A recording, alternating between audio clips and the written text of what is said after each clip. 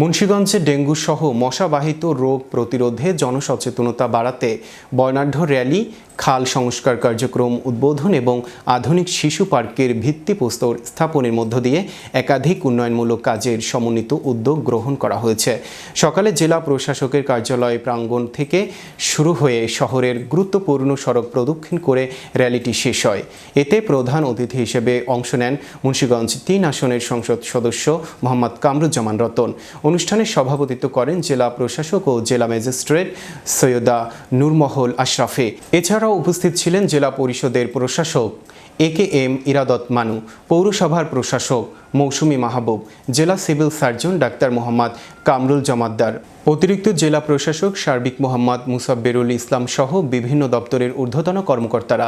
Rally শেষে সংসদ সদস্য ও জেলা প্রশাসকের নেতৃত্বে খাল খনন ও সংস্কার কার্যক্রমের উদ্বোধন এবং মুন্সিগঞ্জ পৌর শিশু পার্কের ভিত্তিপ্রস্তর স্থাপন করেন মুন্সিগঞ্জ ৩ আসনের সংসদ সদস্য মোহাম্মদ কামরুজ্জামান রতন।